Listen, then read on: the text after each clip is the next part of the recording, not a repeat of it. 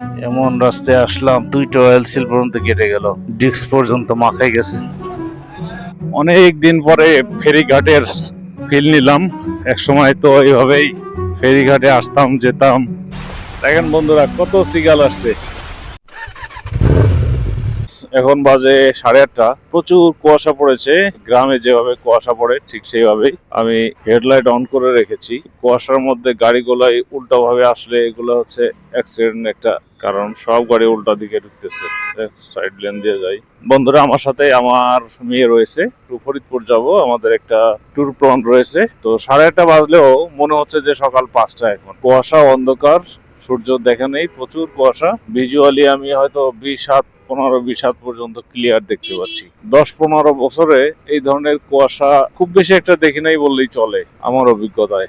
আর বেশি শীত আমার আবার খুব বেশি একটা পছন্দ না। আমি শীতকে সার্ভাইভ করতে পারি না ওইভাবে।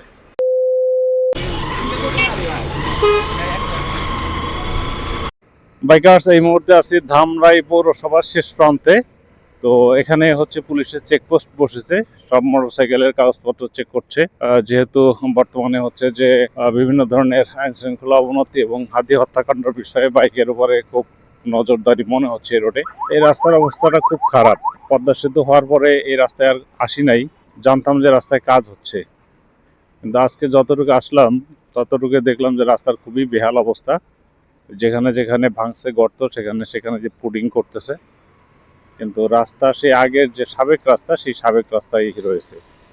তো গাড়ি ঘোড়া কম চলাতে হয়তোবা কর্তৃপক্ষ এদিক থেকে দৃষ্টি ফিরিয়ে নিয়েছে, যার জন্য এই রাস্তাটা গুণগত কোনো পরিবর্তন এখন পর্যন্ত আমার চোখে পড়েনি। ধামরাই পর্যন্ত পার হয়ে আসছে, একদম গাবতলির পরবর্তী থেকে এ পর্যন্ত যে আসলাম, রাস্তা সন্তোষজনক নয়।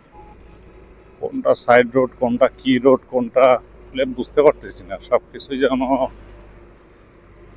সবকিছুই যেন কেমন কেমন নতুন নতুন লাগছে এখানে।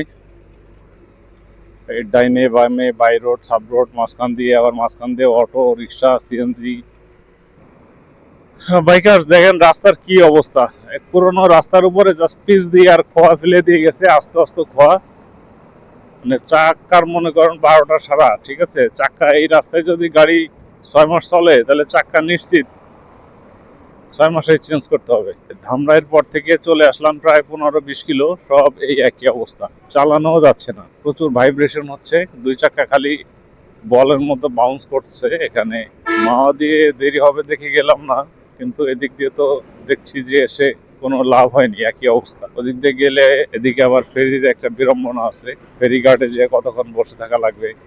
নবীনগরের পর থেকে রাস্তার এই অবস্থা। আর এই রাস্তায় 50 কিলোর উপরে গাড়ি চালানো যাচ্ছে না, কোনো বাস ট্রাক কেউ আসলে চালাচ্ছে না। বিশেষ করে মোটরসাইকেলের যে সমস্যাটা হচ্ছে, 50-এর উপরে স্পিড উঠাইলে দুই চাক্কা বাইরে বাড়ি করে, সামনের চাকার পিছনের চাক্কা ইমব্যালেন্স হয়ে যায়। আর এই খোয়াগুলো হচ্ছে যে আপনার অত বেশি স্ট্রং না। দেখেন খোয়াগুলো উঠে গেছে, বেশিরভাগ খোয়া উঠে গেছে, উঠে মাঝখান দিয়ে চাক্কা চলার জায়গা পরিষ্কার হয়ে গেছে। খোয়াগুলো উঠে সব রাস্তার ডান সাইডের এবং বাম সাইডে যে জমা হয়ে গেছে। আর রাস্তার মাঝে মাঝে এইভাবে ডিভাইডেশন করছে, আবার মাঝে মাঝে ইউটার্ন, ঘন ঘন ইউটার্ন করছে। রাস্তার কোনো হাতা মাথা কোনো কিছু বুঝতে পারলাম না। পদ্মা সেতু চালু হওয়ার পরে আর এই রাস্তায় আসি নাই, কিন্তু এই রাস্তা যে এত বেহাল দশা, এটা আমাদের একসময় জাতীয় রাস্তা ছিল। আমরা সবসময় নিয়মিত এই রাস্তায় চলাফেরা করতাম। আর আজ এই রাস্তাকে দেখে মনে হচ্ছে যে এটা মনে হয় একটা অচেনা আননোন রাস্তা। এই রাস্তা কখনো আসি নাই, কারণ সব মোটরসাইকেল সবাই দেখেন আস্তে আস্তে ধীরে গতিতে 50-55 এভাবেই যাচ্ছে। গাড়িগুলো তাই, গাড়িগুলো টানছে না। গাড়ির কি সমস্যা আমি জানি না, তবে মোটরসাইকেল টানা যাচ্ছে না। বালুতে যেভাবে চাকা ইমব্যালেন্স হয়ে যায়, ওইভাবে ইমব্যালেন্স হয়ে যাচ্ছে। ওই দেখেন কিভাবে দুই চাকা বাইরে, সাসপেনশনে মনে করেন যে 12টা মারা। এই রাস্তা চালাইলে সাসপেনশন কাটবে, এটা নিশ্চিত। সিল যে কাটবে, এটা একদম নিশ্চিত। ওই চলে আসলাম। কি ঘোড়ার ডিমের ইউটার্ন মিউটার্ন উপর দিয়ে নিচ দেয়, কি করছে না করছে ঘোড়ার ডিম কিছুই বুঝি না। ডাইনে আসলে বামে চলে যাই, বামে আসলে ডানে চলে যাই, এই হচ্ছে অবস্থা। কোনো মার্কিং নাই, কোথাও কিছু লেখাও নাই, কোনো মাইলস্টোন নাই। জাস্ট এক এক জায়গা দিয়ে রাস্তা এক একটা নামাই দিছে।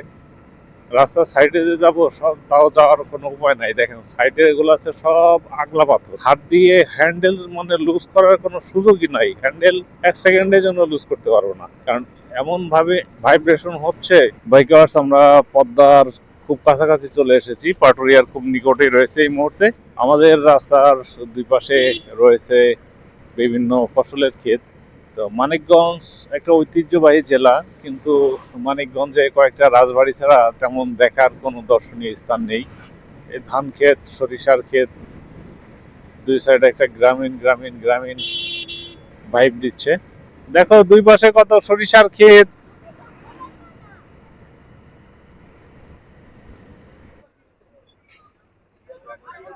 ফেরিতে উঠছি, টিকিট কেটে নিয়ে আসছি।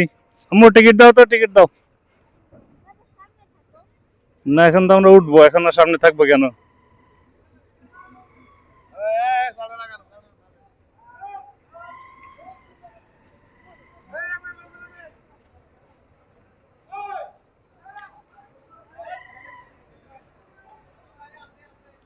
নামো।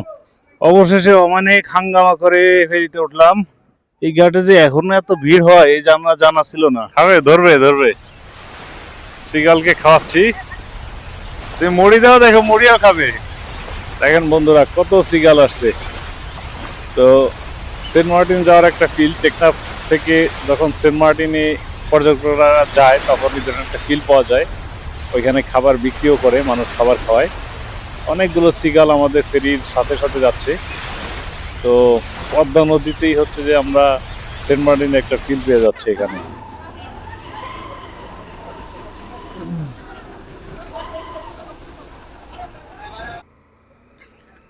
অনেক দিন পরে ফেরিঘাটের ফিল নিলাম।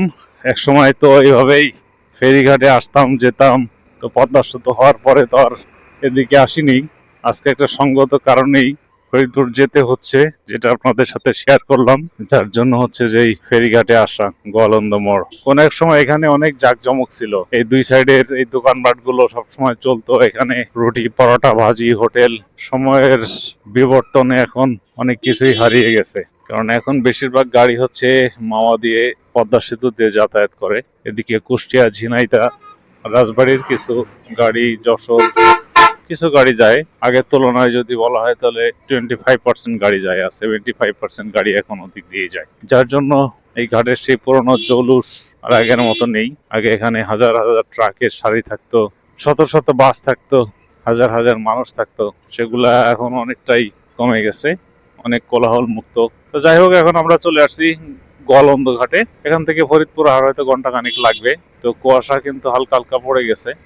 যে দেখেন গাড়ির দুইটা সেল, অয়েল সিল কেটে গেছে। এটা কেটে গেছে, এটাও কেটে গেছে।